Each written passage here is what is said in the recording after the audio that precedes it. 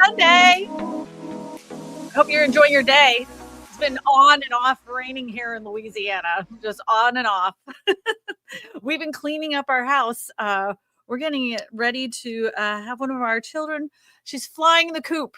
Not that you care. I just thought I'd share a little inside scoop on what's going on in my life. Today, we're going to be talking about modular homes, something I am very aware of. I'm not a modular home builder, but I have researched and I have looked at modular home companies for the last, I don't know how many years, 7 years, 6, 7 years. And I'm completely sold on the idea to helping solve the affordability crisis. But there's so much confusion around the word modular, and it became like the sexiest name in the whole entire world, because every company that comes out, they say they build their houses to modular specification, or they call it a modular home. And they can get away with this because of the fact that there's no guidance or any kind of laws around the word modular. So like, you can't call something a manufactured home with a HUD sticker unless it's truly a manufactured home. But anybody can call anything a modular home. You can call a tiny home a modular home. You can call, and for the most part, when most people are calling this, the people that are reputable are building it to International Residential Code. So they're building it to that specification or higher. And the other thing is that the word modular, in some cases, people think, well, modular means manufactured, which means a mobile home or trailer home, as some people call them. And that couldn't be further from the truth. So just to clear it up, if you have a mobile manufactured home or just manufactured home, that is a house that's with a HUD certification. A mobile home or a trailer home is a home that was built before 1976. It didn't have any building code whatsoever. Manufactured after 1976 is the label that they use, and they have a HUD tag, and they have been certified. The specifications for manufactured housing have changed over the years. Wind strapping, roofing materials, all sorts of energy efficiencies. Those have always changed over the years. The strapping systems changed after Hurricane Andrew, because I don't know if you saw, Eddie, maybe you can find this for me, but there was a video that just came out recently of a woman who lives in a manufactured house that was lifted up by wind. Her golf cart stayed there, but her home lifted. And it's because it didn't have any kind of strapping system whatsoever. It made it to the national news. It was really interesting. But then we get into modular. And this is where the confusion comes in, because modular is exactly like a stick-built home. It just so happens that the majority of that house is built into a factory. Like, it has the same 2x4s. It has the same insulation. It has the same roofing materials. It has everything you would get in a traditional stick-built house is supposed to be what modular is. And then they bring those pieces of the home down the road and they put it together once it gets to the location. That is different from a manufactured home. So I hope I straightened that out. I know it's really confusing, especially when you look at some of the biggest names in manufactured housing, because a lot of times, and I've talked about this before on many videos, but a lot of times some of these manufacturers will say, well, any home you see here, we can make into a modular home. Sometimes what they're calling these is modular hybrids. And if it has a tag and it says HUD certified, no matter how many components that they make in that home, that still makes it a manufactured HUD certified home. It is not a modular home. So just be very aware of that. You may not be paying, may be paying extra for something that means nothing in the bottom line of you trying to resell it into the future. And it may not actually meet true modular specification. If it doesn't meet the International Residential Code in your area, it's still just a manufactured, or what some people call a mobile home. Okay, here's the video. You can keep the volume off because the people just need to see what happened. You see this? That poor lady, she's 80 years old, and she was in the house and it was tossing her around. She's fine, but she lost everything in her house. The thing is that particular home had absolutely no wind strapping on it whatsoever. So when the wind got underneath it, it just pulled it straight up and it came right back down. She survived. She's got some bumps and bruises, but she lost everything. And she's been living in that home for years and years and years. So, if you have an older home, an older manufactured house, and you haven't had any kind of strapping put on that, that's something you really need to consider. Hi, everybody. Hi, Ed Ramsey 7310. It's good to see you. We actually do have 3 calls that came in today. A lot of them have to do with mobile homes, manufactured homes, and tiny homes, believe it or not. Kenneth is here. Hello, Kenneth. Good to see you. Good to see you, lawnmower. So good to see you. Kathy, it's good to see you too. We had a hurricane-proof tie-downs added in 1996 manufactured home and a vapor barrier installed on our Kentucky home to close on the property. Yeah. So yeah, the specifications for these houses do change. And just because you have an older home, it isn't necessarily required that you have to upgrade it to get the house sold. But for some of the houses, in order to get the financing you need for it, you'll have to upgrade it. So just know that ahead of time. That's true of like any house though. Like and my husband and I, we bought our first house with the FHA loan, and it didn't have this one kind of like drip, some kind of drip thing, and they had to put this drip edge on this little part. I mean, and it was like a little piece of plastic that went around this one thing. I'm like, what is that supposed to do? Well, it didn't matter. This is what FHA required, so they had to fix it. So Ed says the government doesn't make it easy to install modular if you just bought land in Chicago. Local municipalities have the same misunderstanding as like the public does when it comes to modular. They think modular, they're thinking mobile home. That's what they think. They don't realize that modular homes are really just traditional homes that just happen to be built in the factory. It takes a lot for them to understand. Now, I've seen this many, many times across the United States that they will once they see the plans, like when you go to the planning and zoning office and say, hey, look, this is my house. I know you said no to modular, but it looks no different than the neighbor's house right next door. And here's the building specs that it's going to be built to. A lot of times you can change their mind once you show them that, especially in the smaller towns. Big cities are always, you always got those naysayers, but in smaller towns, once they see the plans, a lot of times they understand what you're doing. So Lawnmower says modular homes make more sense. Components built in a controlled environment and controlled process. And that's exactly my point. So here in Louisiana, we have, and I'm sure in Texas as well, we have inclement weather all the time. We have monsoon rains, and I've seen it more often than not. Many houses that have been put together, just the sticks and the paper on the outside, and then it rains for 2 weeks. So now you've had all those boards and beams and everything else that has been exposed to water for the last 2 weeks because it's nonstop rain. And what do? As soon as the rain starts, as soon as it stops, they go right back to building the house again. I don't know about you, but for me, I don't want the house that's been sitting in the rain for the last 2 weeks to now just go all of a sudden start getting drywall put up. It freaks me out because we have a mold problem like nobody else is in this area because of the amount of humidity and rain that we get. So you're going to compile that and then cover it up with a bunch of drywall and then wait 10 years and can't figure out why your family's sick. I mean, to me, it makes a lot more sense that a lot of these builders would go to modular. So why don't they? I'm sure you're asking yourself, why don't companies do this?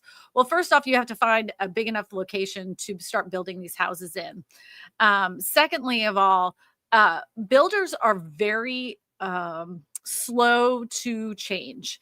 Anytime you want to change anything in their building process that they've done for the last 20 years, they say no. And then they already have made a preconceived idea that the public doesn't want them. They're like, oh, it's already been tested. The public doesn't want them. They're not telling us they want these. So why would I change my business? It's much easier for me to just do it the way I've been doing it instead of trying to get people to buy my houses. I could just build them and they'll come. They're not even willing to take the chance. And I get that. I understand the fear of losing out, especially if you're building in one specific place. You have to get a big enough factory to put those all together. But I think if the public demands it more, especially since it will get houses built faster, the more houses you get on the market, the more likely everything balances out and people will be able to afford homes again. When you don't have enough supply of houses in the market, then houses tend to go up in value. So you can see it in the most in the areas that haven't had a lot of new home construction. Those houses are holding steady, as far as prices. Even though they've gotten a little bit more inventory, home prices aren't coming down, even with interest rates where they're at. But if you have an area like Austin, Texas, or Phoenix, Arizona, that's had a ton of new construction, sure enough, those home prices have fallen. And it's because they've had a more supply. So I think that if home builders would start embracing this idea, I think we could have a lot more affordable houses available to the younger generation. But that's what I think, I just want more people to do it. But the problem that we're having right now, and I mentioned this last week, is that the Home Builders Association, the ones that make the manufactured houses, the big names, want to use the word modular for everything because they know that the public trusts that name. So they want to blur the lines between what is considered modular and what's considered manufactured. And they don't want to have any kind of like regulations or restrictions for using that word because they think to them it's just like saying cool or fantastic or all natural, like even though it's not all natural, you can just put that on there and it's part of advertising. They want to use modular in the same way. And people that make modular homes and people like myself say, absolutely not. You have to put this distinction between them so that way everybody understands what a modular home is. And you shouldn't be able to use that in any of your advertising. I put a letter out last week to the Modular Home Corporation, and it was part of their minutes. So basically, let me see if I can find the letter because it was interesting with their response, because I didn't think I would hear anything back from him, but he did respond. Here it is. What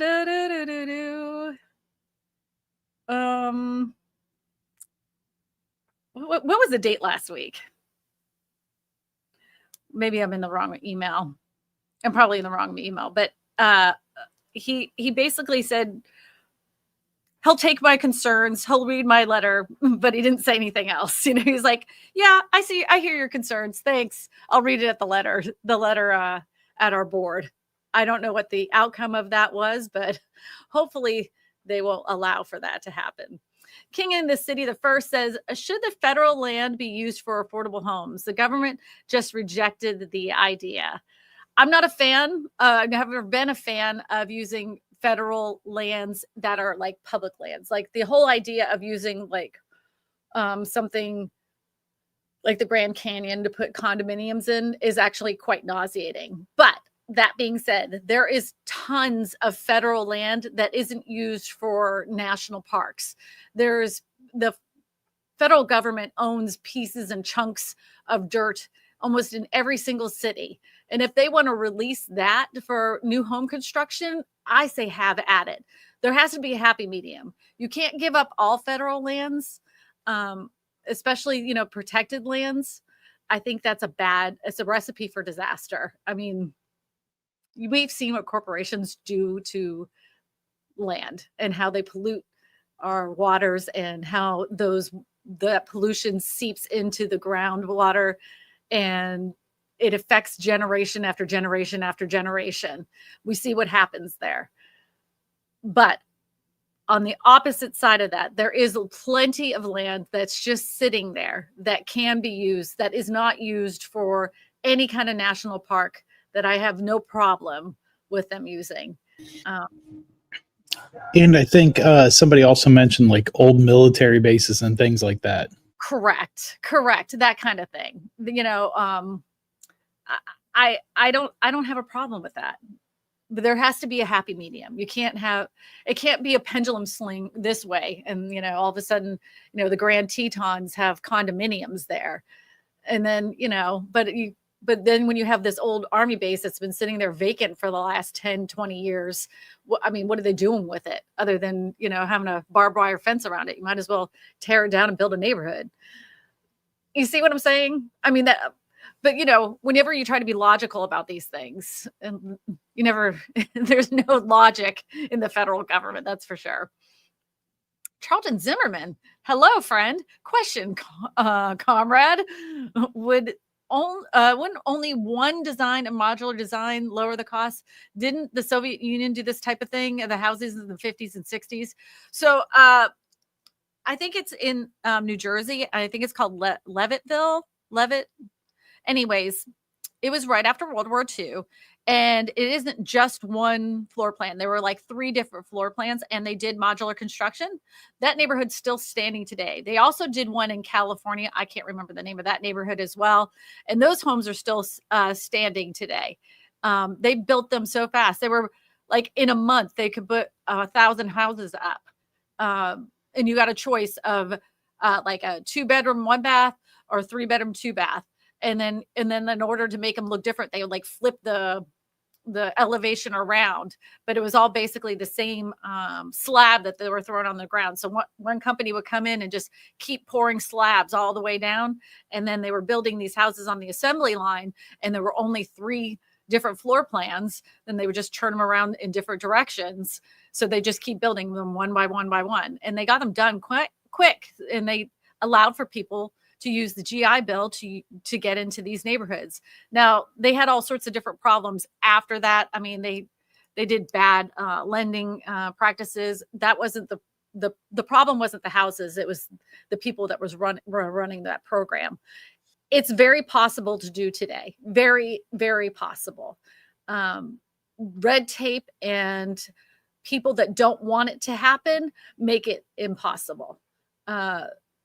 For some reason, the idea of affordable housing makes people retch. As soon as you say the words affordable housing, people are like, I don't want that. That means a bunch of trash comes into my neighborhood and brings my property value down.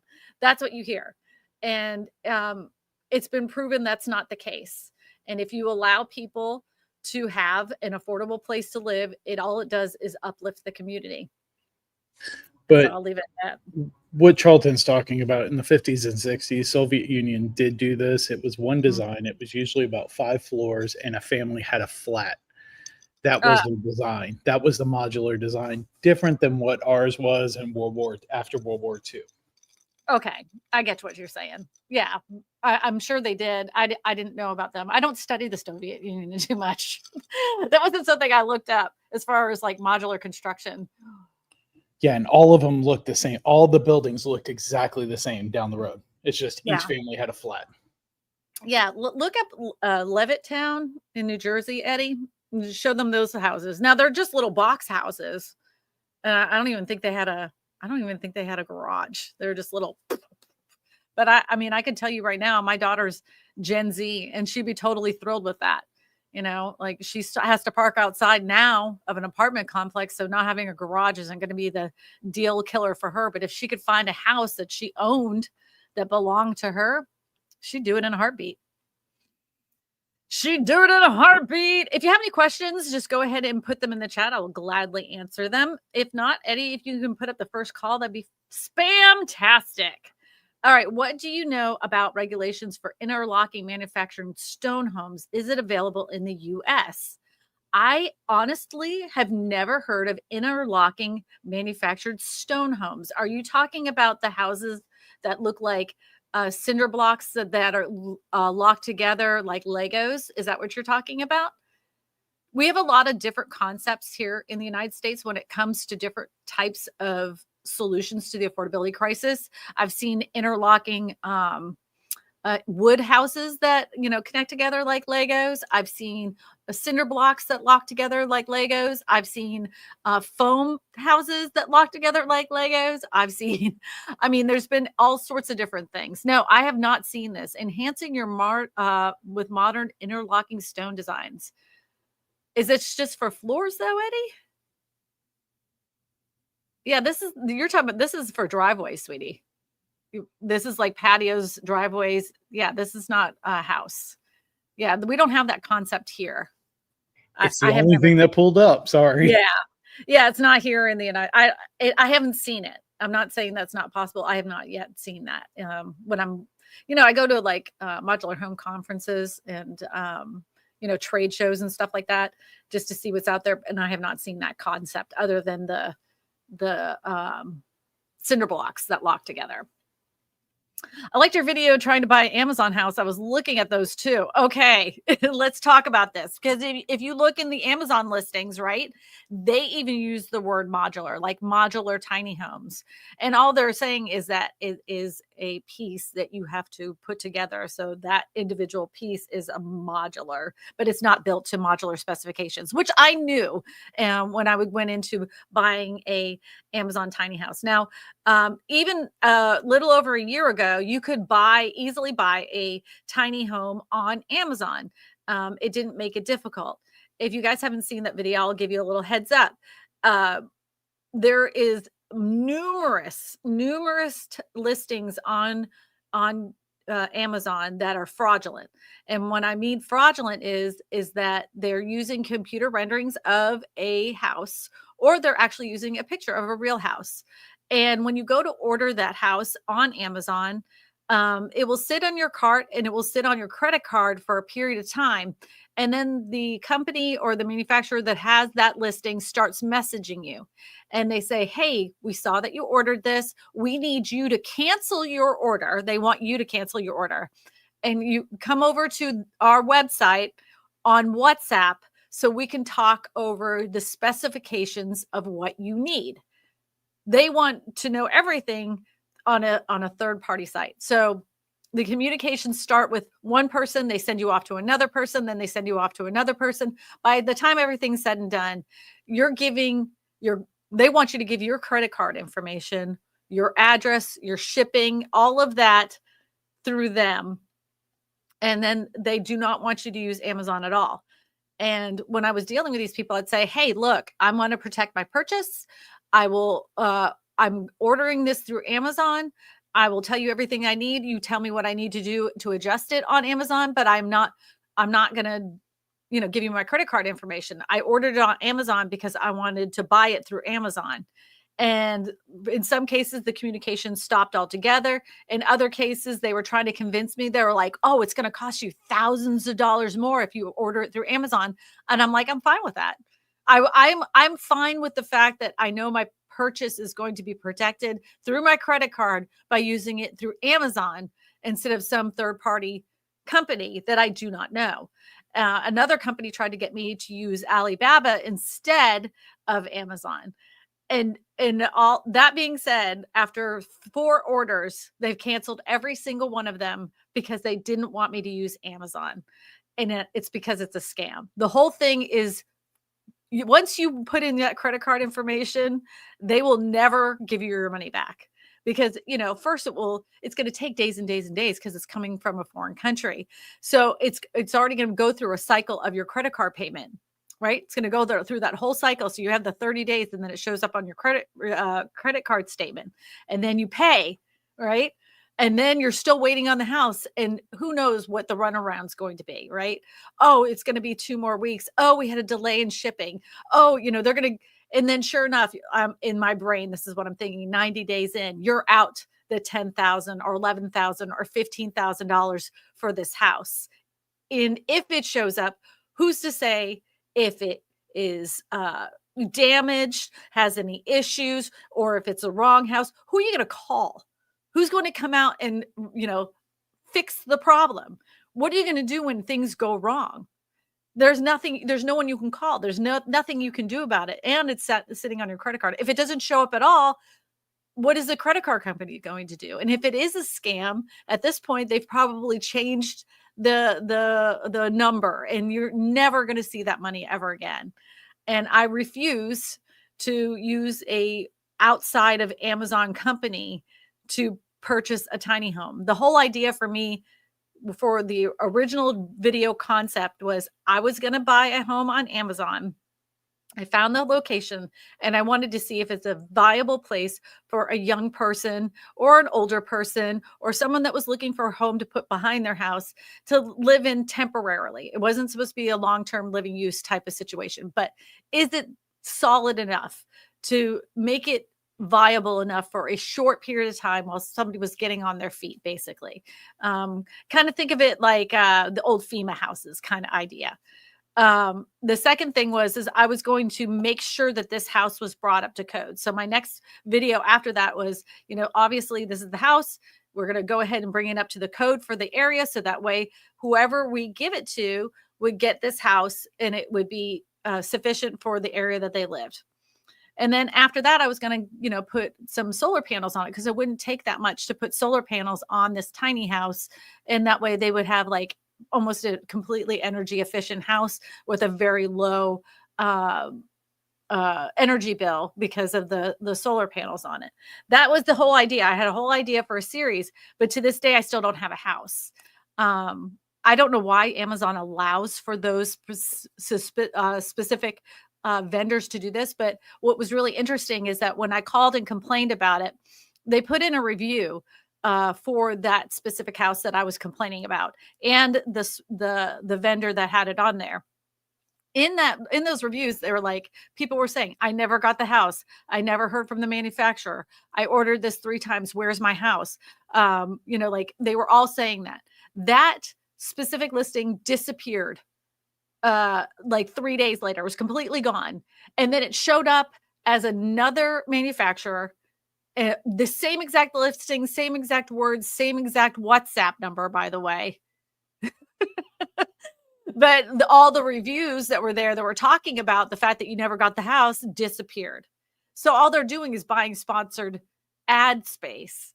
And then they don't want you to use Amazon. It's a scam. Scam. Scam. Can I show you a quick video that interlocking stone? I did find one. Okay, good. Yeah, that'd be awesome. I'm sure everybody would love that. I have another question I'm going to answer. Oh, those are bad at, you know what? Rear ends. I like them. I'll take it. I bet you that would really work great in like Florida because, the concrete homes there, that even Phoenix would work really well. I love it. I think it's a fantastic idea. I'm in. I would totally do it. Yeah. Eddie, I want you to do me a favor. I want you to pull up, there's an article, I think it's by Novak maybe.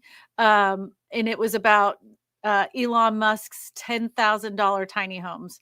And we're going to have a little discussion about that since we're talking about modular homes. And this particular article came out and it's a little disingenuous. I'm really surprised that the author allowed for this article to come out because they're missing out on a lot of information and it's not factual information for the public.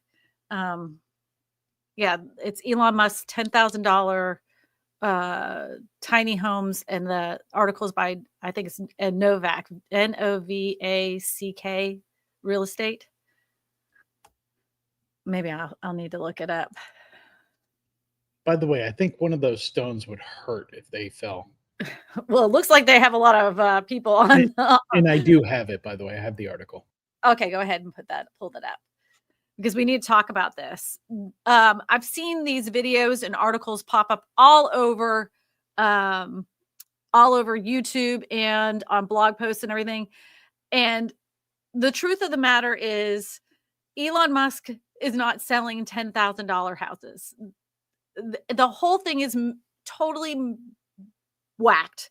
What happened was this. The company Boxabl started asking Elon Musk if he was interested in one of their Boxabl homes. They started doing this by spamming him on Twitter, talking about, let's put Boxabl homes on Mars. They successfully got the man's attention. And he said, okay, I really love the idea. I'm going to sell all my real estate anyways. And I'm going to put one of your Boxables on my at SpaceX. So whenever I stay at SpaceX, I will stay at Boxabl. I mean, in a Boxabl. The truth of the matter is that's the end of their relationship. There is no written anywhere that he has any kind of investment or ties to Boxabl other than he put his name on there to say he was going to put one at SpaceX. And but the article says the internet is abuzz about Elon Musk's introduction of $10,000 home. If it made possible, it can mark more than just the effort to provide cheaper housing. It will embody pioneering approach aimed to tackle one of the most society's pressing challenges, affordable housing in the United States, with houses prices, blah, blah, blah.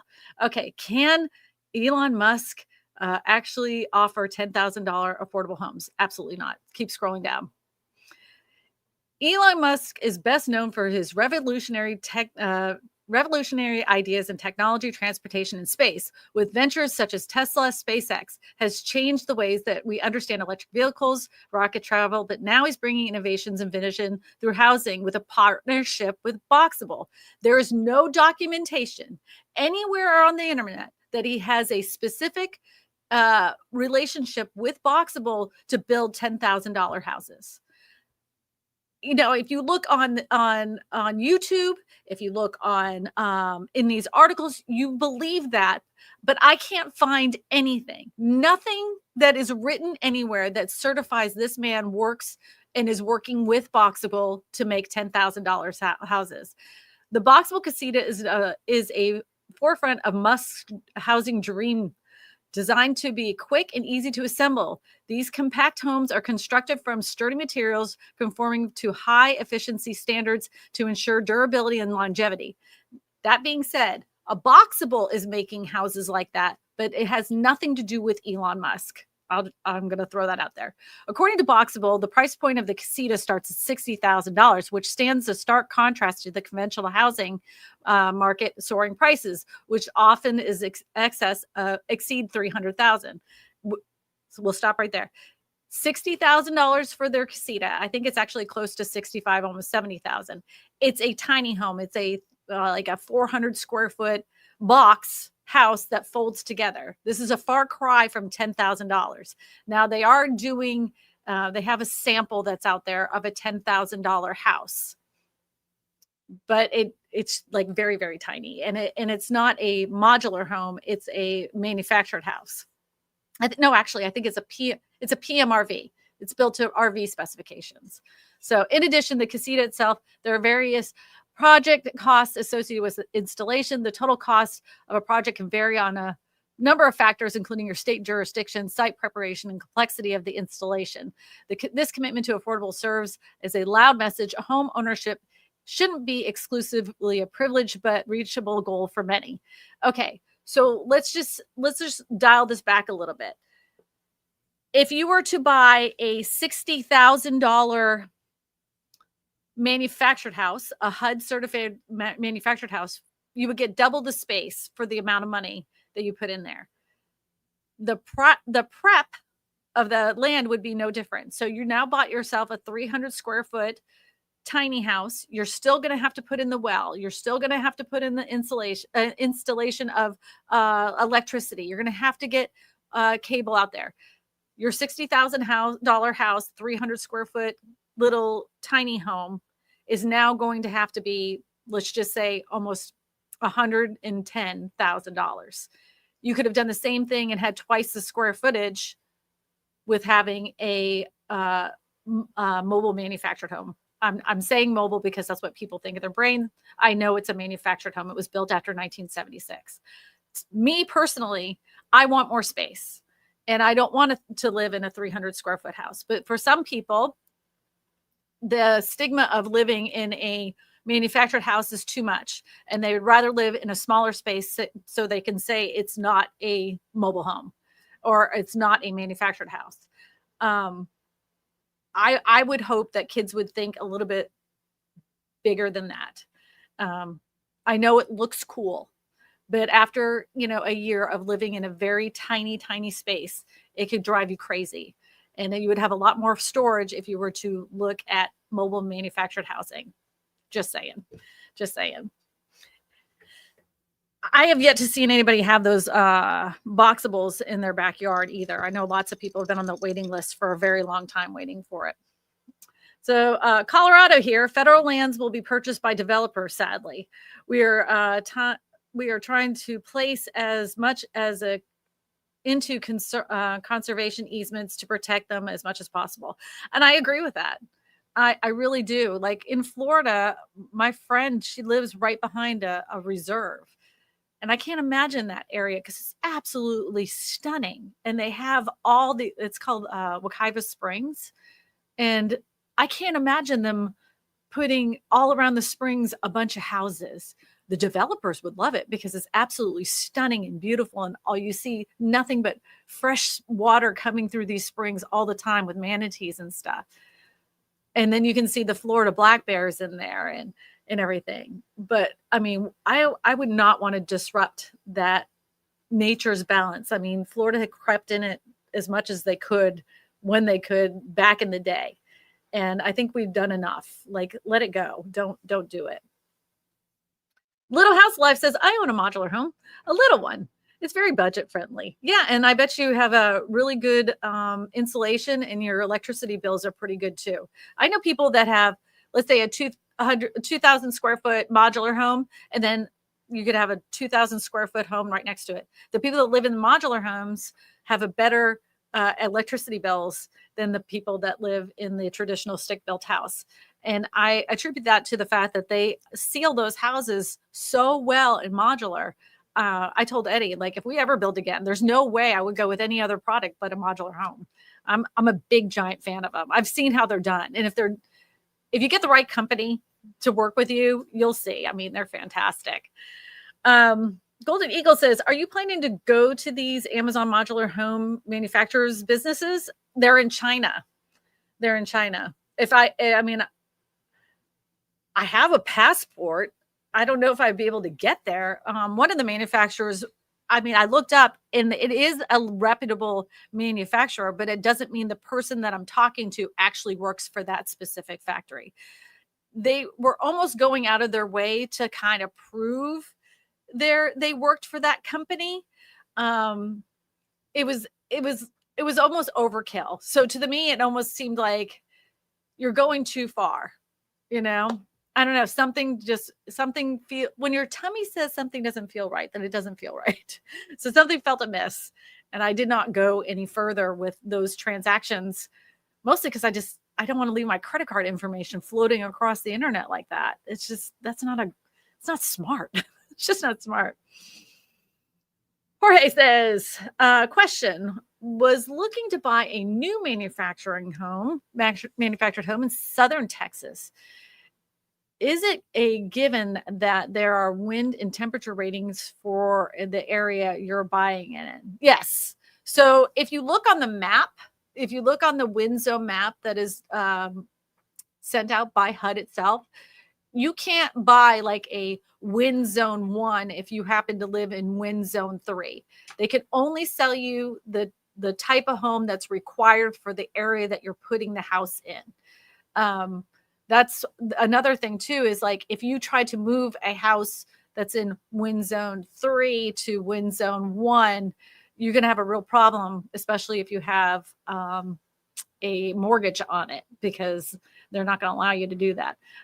One of the biggest misconceptions about mobile manufactured homes, this is why they changed the names, because they're not mobile. They're not mobile at all. Once they're in their location, they're supposed to be set there and set there for life. But as you know, that when people live in manufactured home parks or mobile home parks, they still are able to be moved, because sometimes that park will shut down and they can move them down the road. But you're only allowed to move them one time after they've been rested in that location. You have a hard time getting financing to the next people that were to purchase that house if you've moved it more than that one time. If it's been removed from the original location and moved to a new location, you go to sell it, that person that's trying to buy it will have a hard time getting financing because it was moved. Da-da-da. Tess says, Christina, have you seen the news on so many tiny home companies claiming bankruptcy before they got off the ground? One guy in the Bay Area anchored homes took people for millions. This was a huge scam during the pandemic. And I kept warning people. There was another guy. I mean, it's not unusual, not at all. That's why I'm always very leery when anybody says they're a tiny home company. They have the newest, latest, greatest idea. They have this concept house, and they're all in to save the universe. I can honestly say I've seen more tiny home builders fold in less than a year than any other company, because they all reach out to me, every single one of them. Whenever they get their business deal off the ground, first thing do, they're like, oh, will you come out to my factory and come visit our houses? And I always say, after a year, we'll talk. And I never hear from them again. And then when I do a little research, where do they go? They went bankrupt. Here on YouTube and on TikTok, there was a company called Holy Ground Tiny Homes. And this guy's grift was even worse because he used religion and other people's despair to take their money. He took people's deposits. Some of them put the whole thing down and walked away. And do you know what he did with that money? He gambled it. And then he bought RVs, and he went and got himself some Harley Davidsons. And then he claimed, oh, that money wasn't from my residence. And, oh, everything's going to be fine. I'm going to make everything right with everybody. He said the media is trying to drag him through the mud, and it's all lies. And he's really just trying to help people in the name of God.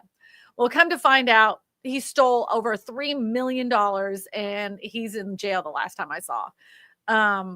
So yes, I haven't seen that particular story about anchored homes, but it's very common with a lot of tiny home builders. They have a great concept. They get in way over their head. They promise a whole hell of a lot, and then they end up bankrupt in a year. Very common. Very common. That's why I'm like, I'm not showing anybody unless you've been doing this for a hot minute. I remember the guy who scammed Christina all the way was supposed to have a community in Texas. This is true.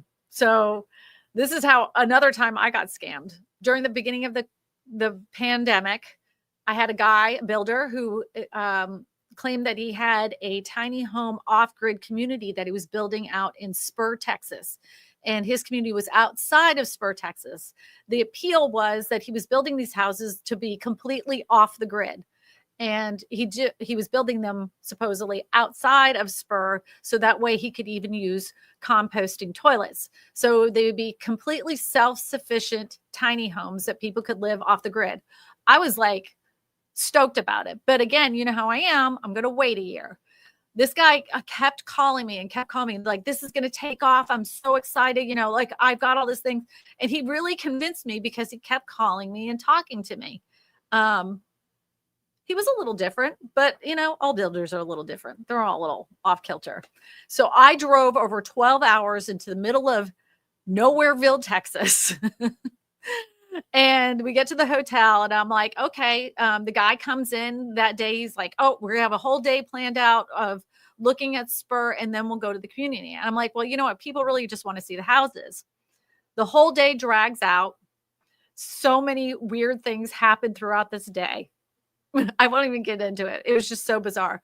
But by the end of the day, I was sweltering hot. I was getting really miserable. And I'm just like, look, I don't want to look at one more thing. I don't want to tell one more story. I just want to see the houses. Where are these houses? So first of all, he drives us to the community that he's building, and it's just dirt. So whenever I'm seeing a new community or anything that's being planned out, normally the roads have been scraped. There's usually a sign like future blah, blah, blah of this community. There was nothing there. And he's like, oh yeah, I have a first right of refusal of this piece of dirt for the community. And I was like, what? You have nothing, And I'm like, whatever. Okay. The community's not there. That's fine. That's fine. I'm thinking in my brain, we just need to see these houses. Now, he told me that he had 2 of the demos done. That's how he lured me out there. Thank God I brought my husband, by the way.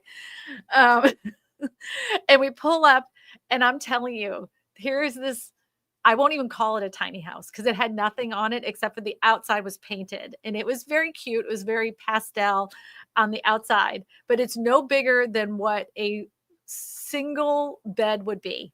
It's so incredibly small. And I opened it up. There's no kitchen. There's no cabinetry. There's no insulation. So basically it's an outhouse. That's how big it was. It was an outhouse. And he's wanting me to make a video about this. I, on my own dime, drove all the way out there. On my own dime, I paid for a hotel. On my own dime, I got a rental car. And I filmed for a whole entire day. Absolutely nothing but this guy talking about pipe dreams. I mean, I fell into this guy's delusion. I was infuriated. And if you heard me, I was crying, but I wasn't crying because I was sad. I was so pissed that the tears are streaming down my face. And I'm like, I don't know what to do. I've wasted 2 days. I packed up my stuff. I'm like, Eddie, throw everything in the car. We're getting the hell out of here. And I made a video about how I got scammed. Debbie Beardy wants to know how hot in Louisiana. It's 90 here. I don't know. It's probably about the same, but like 1,000% humidity. It's always so hot here. Let's see. Well, we just had rain, so it's 87 right now, but the humidity is like 90%, and it's about to rain again. Yeah. Louis from South Africa.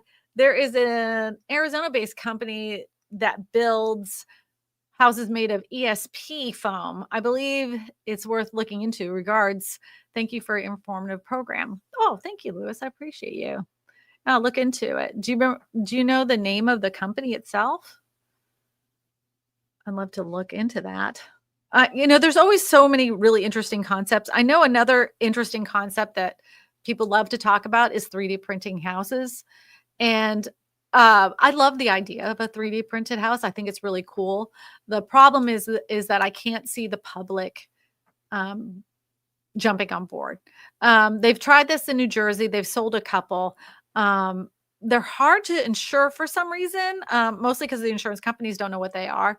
The second thing is that, a concrete house is poured, just poured. It just takes this little thing. It's like tubes of toothpaste. So if you take a tube of toothpaste and you go like this, and then there's something that happens during that pour, you have to have special engineers out there to make sure the pour is even. If that machinery shifts at any point, they have to stop the whole thing, readjust it. The engineers to run those machines are expensive. The machine itself is expensive. Getting the machine to the location is expensive.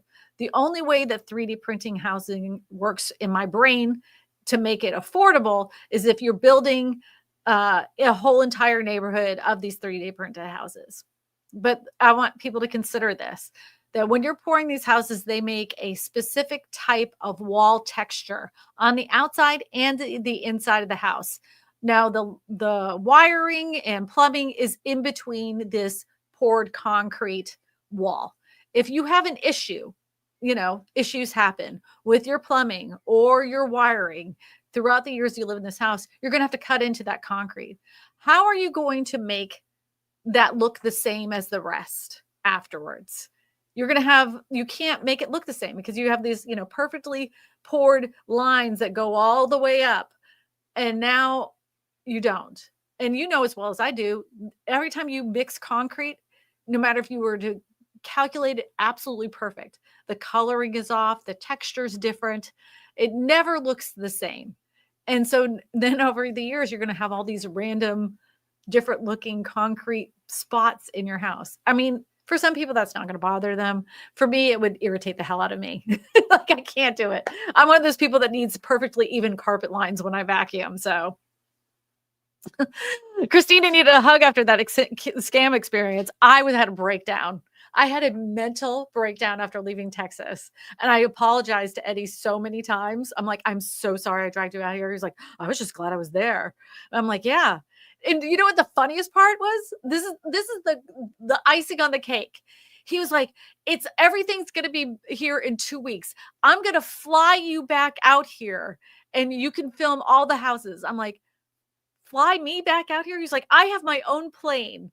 And I'm like, if you have your own plane, I have a spaceship to Mars. But I'm like, whatever. I'm like, I'm not coming out here. I'm never coming out here ever again. Never, ever, ever. I don't know how to explain this any further. I'm never coming here. Never, ever again. I must have said that like 50 times. I'm sorry. In all fairness, the people of Spur, Texas were absolutely nice. Oh yeah. Like I need to preface that. You're right. The people that live there and the interviews that I got of the people that lived in tech and in that community were some of the nicest people I've ever met. And they the homes that I got to see of theirs, that guy didn't build them. Somebody else built them. But they were very kind, very welcoming. After I put that video out, I had many people reach out to me and they're like, this isn't what our community is about. And I'm like, I totally understand that. I I totally understand that. Come to find out that he didn't even live there. He lived in an RV in somebody's parking lot. So he didn't even have a house there. I couldn't even find a builder's like any kind of building certification from him. Like he's not a licensed home builder in Texas. But that's one of those things you really need to be careful of when you're dealing with some of these people when it comes to tiny homes or anything that sounds amazing. A lot of times, a lot of these tiny home builders do not have any experience building houses whatsoever. They have experience hiring people to build houses, but they have no experience in building. And then they get in over their head. And if they're not a licensed contractor, in my opinion, I wouldn't touch them with a 10-foot pole because they don't even know what they're getting into. That's my advice. D-Jack says, hugs for Christina. Hugs. Come in. It was okay. It all worked out.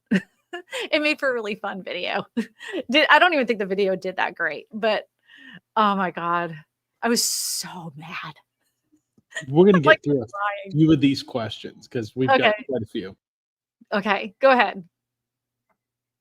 Question. Have you seen on the news the tiny home builders claiming bankruptcy? Yeah, we already did this one. Remember Anchored Homes? We did that one, Eddie. Teddy Ruxpin. Who's up first? Comment. The news interviewed mayors of several cities in Colorado. Many agreed that the problem is not them, it's the builders that are not taking action on approved builds. Yeah, and they're not getting them certified, and they're not getting them they're not getting the proper permits for them. And I'll tell you their new way of getting around them is so they don't have to have the permitting on them. They're just calling them PMRVs. Instead of like a modular home or a manufactured home, they're calling them a PMRV. Modular men, hello, friend. I'll build you one. If I was a customer, I would only buy Deer Valley or Nationwide homes, though. Everything else is stick-built homes structurally, but a mobile home is decor-wise. Yeah, Deer Valley makes a good home. I would even say Sunshine makes a good a home as well. Yep, I agree. I concur. Modular men, if you would like to build one, let us know. Yeah, I got a lot, and I'm actually going to give the house away to somebody in our community. So, all right, question. Chris has a question. I'm looking to build a modular home in the next 2 years in Kingman, Arizona. How do I get how do I next info on getting started? Oh, you want some information on how to get started? I would say first is to research the modular home companies in your area. And it will depend on what kind of modular home you want. I don't know if you looked at ZenniHomes. Are you looking to do like a modular home, like a traditional looking house, but modular? Or are you looking for some kind of like ADU in your backyard? What kind of modular do you want? Because I have a company that I'm friends with out there, ZenniHomes, ZENNI Homes. They're a legitimate company, and they build out there. And then another company is out in Utah. I believe they also do it in Arizona, and that's Irontown Modular. They're a good, reputable company that's been building forever. Oh, here's Zenni. Yeah, and they make modular multi-units, apartments, and like individual little tiny homes out there. So I haven't seen this. This is a new ad they're running. I hadn't seen this one. Yeah. I'd seen the building they had started. I've been to that factory right there. Yep. And the employees are really cool because a lot of them, they're not Navajo Nation employees. There was an old factory out there that was building stuff, and it wasn't really eco-friendly for the area. That factory shut down, and in the new location, now they're building homes. And a lot of them are that work there. The Navajo Nation people work there, and they're building their own homes for their community, which I think is a really cool concept. Very cool concept. Eddie, you said we had another question. Oh yeah, here's Irontown Modular. They build everything you can think of. That's another company. That's really good. Question: What is your say on permanent manufactured home from 1975 in North Carolina? It has really big changes to the house itself and nice renovation. Feels pretty close to 6. Oh, to stick built, 1.28 acres. 1,155 square feet. Okay, so first off, I think you're probably going to have a hard time getting finance because it is built before 1976. With that being said, if you're able to get the financing for it and you have that house fully inspected and you find out that everything they've done to that house has permits, that's where people get messed up. A lot of people will renovate these manufactured homes, or they'll renovate the modular homes, and then they don't get permits for them, and then it has the hardest time getting financing. You want to throw some new skirting on there, you want to put a new porch on there, you want to add a carport to it, all these things you don't think about. But then when you go to sell it, people are like, did you get it permitted? And you didn't, and then you can't sell it. So I would definitely look into who did the work. Was it permitted? I can't talk today. Was it permitted?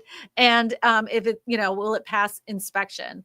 And I don't mean like, I shouldn't say pass inspection, because inspections there's not a pass or fail, but you want to see everything they've done to that house. Make sure it's not leaking, if there's any problem with the wiring, if everything's good with the electrical, that kind of thing. So that's what I'd tell you.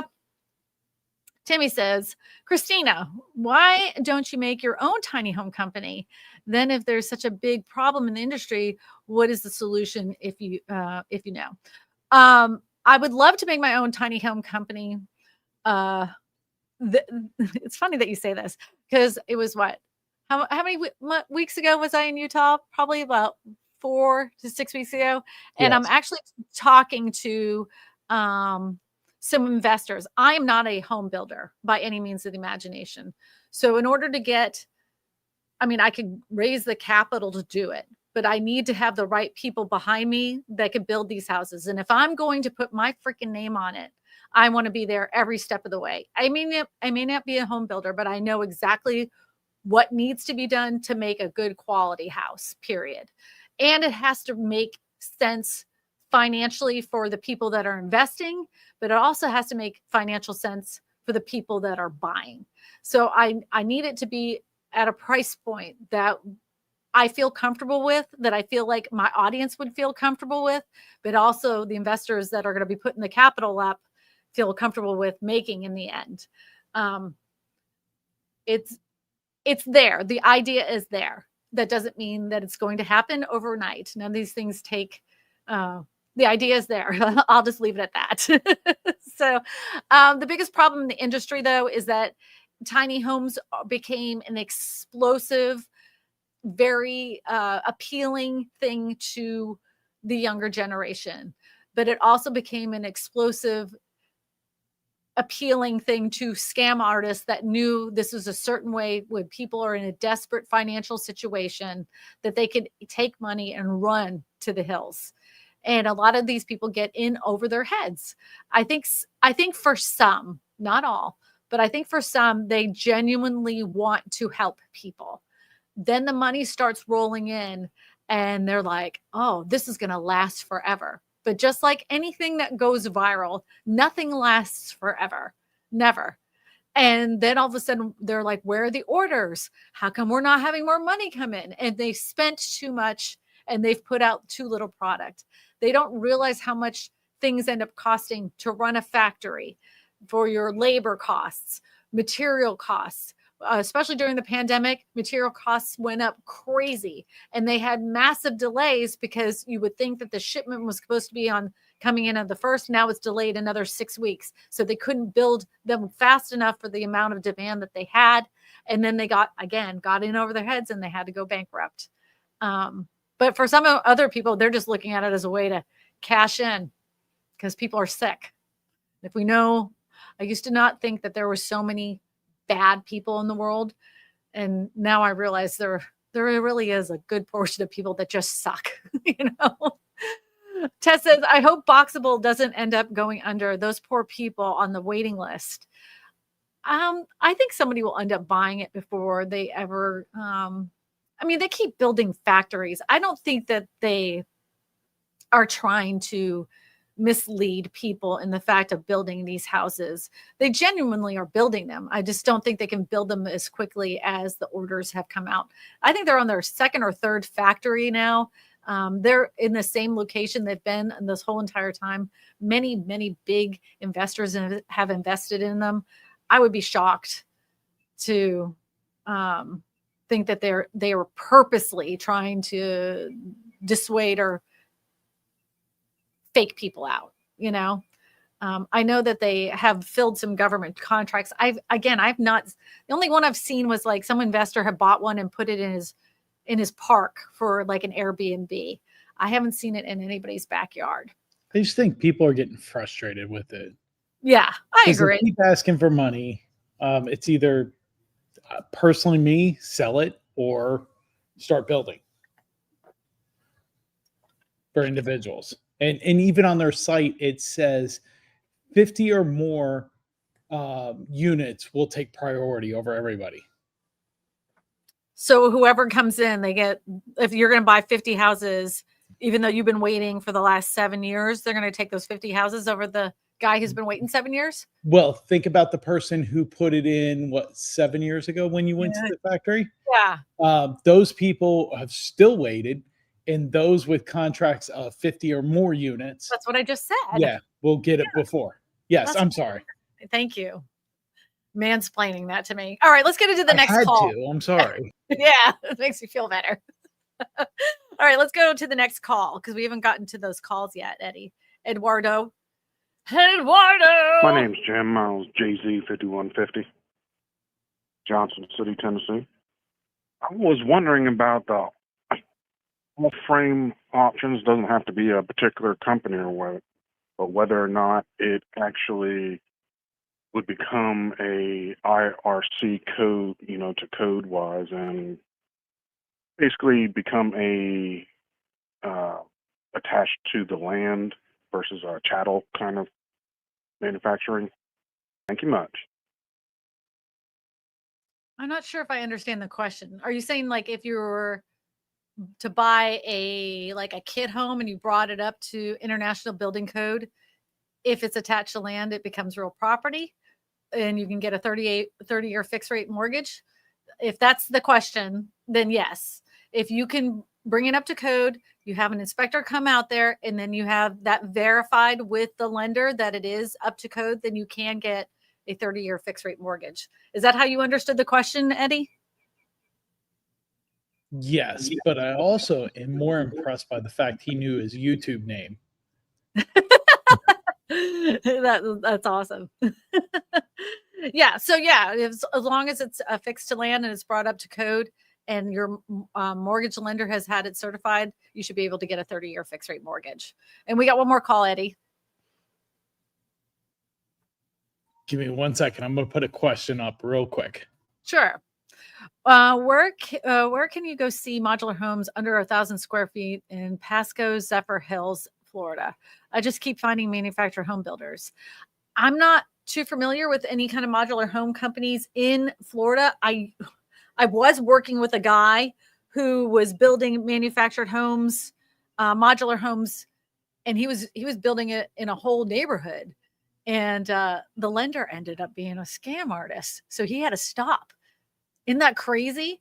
And they were like, it's going to be interesting to find out. There's a whole, whenever that story ends up ending, I'm going to share that whole thing on the YouTube channel. But I don't know of any modular home companies out in Florida. I'm not saying they don't exist. I'm just saying I'm not familiar with any personally. Eugene, I'm calling from Little Rock, Arkansas. Yes, I was calling to find out, in your opinion, what's a good affordable double wide that you've seen? Starting off for start off couple. That'll be all. Oh, well, we mentioned that earlier in the stream, just maybe about 20 minutes ago. Sunshine Homes makes a good home. Deer Valley makes a very good home.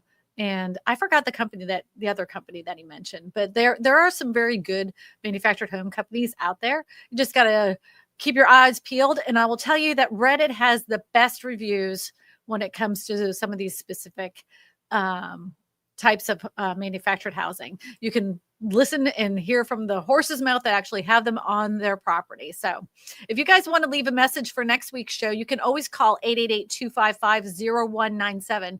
You can leave a message with the AI Christina robot. She is kind of rude and she will cut you off.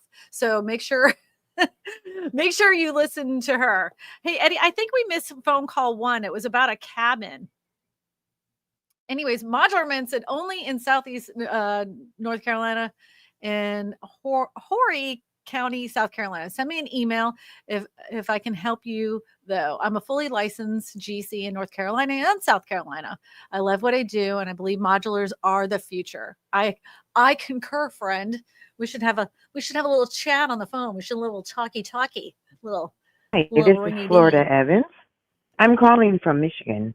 Who would I contact to get an estimate on restoring a cabin that's already on the property? And by restoration, I mean just leaving it as is, no new, structures or anything. I'm trying to weigh it out to either do that or get an Amish shed built, whichever one is cheapest. Thank you. Good question. So if you're looking to upgrade the shed that's in your yard, I would just contact a general contractor in your area and see if they can bring it up to code. Make sure you have it fully permitted. Make sure you vet the general contractor and see if it can be done. They'll let you know if they'll tell you if it can be done or not. If not, I'd love to see your Amish built shed house, because I'm now considering that, since I can't get a Amazon tiny home, I'm considering one of those Amish built houses. I know you guys have probably seen them all over TikTok and YouTube. And I'm definitely considering that because Amazon's been a big fat zero. I knew we were missing one of those calls. All right. We're going to go through rapid fire questions. A rapid fire. Here we go. All right. How do you do that?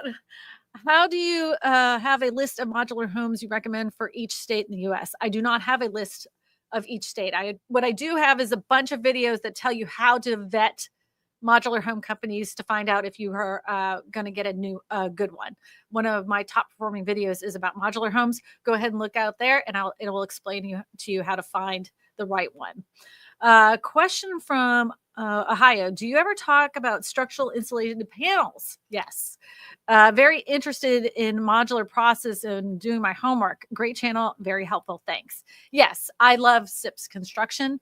I just haven't seen many people do them here. There's a guy out in Texas that I talk to quite often. He's building a community out in Oklahoma that is built with SIPS construction. When that is complete and they invite me out there, I will gladly show you how it's done. But for those who don't know what it is, it's just basically panels that are already pre-insulated and they connected them together just like you would, like modular homes. But everything's in the panel itself. And this little tiny home is SIPS. The tiny home that I'm in right now, it's SIPS. Too many LLCs, too easy to turn into a scam. No responsibility. Ain't that the truth? Yep. Florida has scam artists. Shocking. Every state has scam artists. I looked into Boxabl.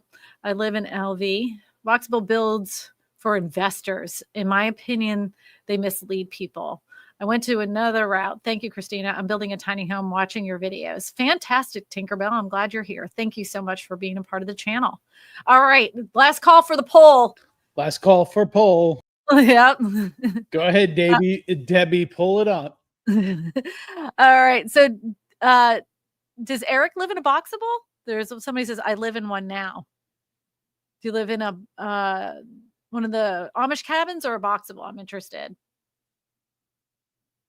Eric Oren, I'm interested to see if you live in a Boxabl. I'd love to take a tour of your home. So we have a little discussion, a little chitty chat. Poll results. Here it goes. Would you buy a modular home? And 75% of you said yes, which is very surprising. 7% said no, 14% said maybe, and then 4% of you said, I can't find a company. And that's the biggest thing. Yep.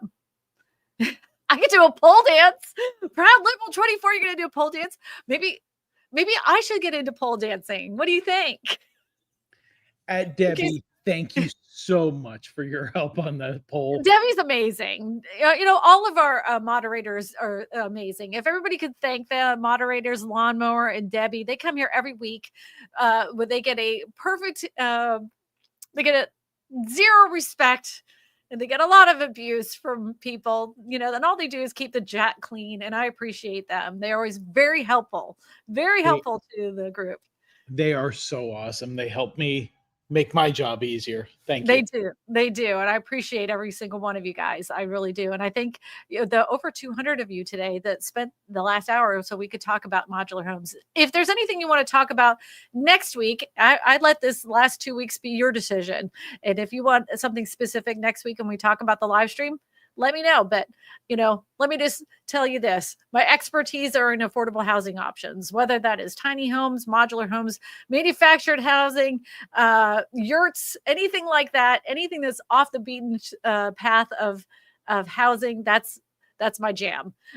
Traditional housing, of course, I can do that as well. Any type of real estate questions about land, I can answer that as well. So let me know, have your questions for next week.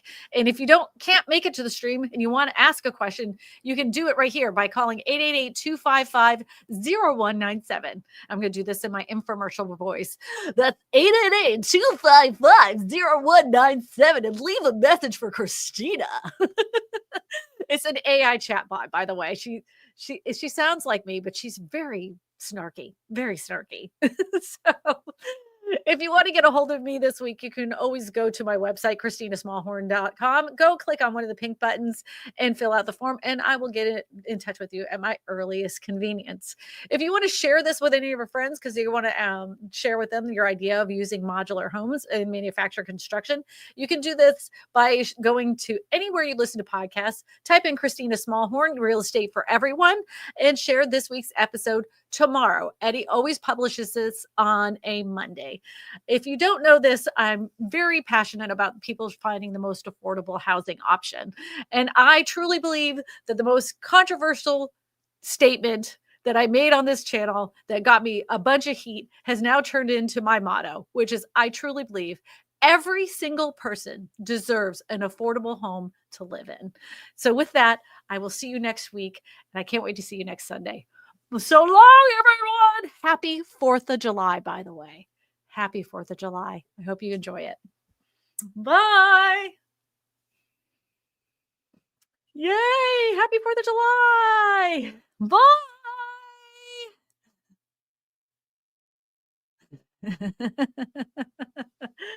Somebody said I was a New Yorker. I'm not a New Yorker. All right.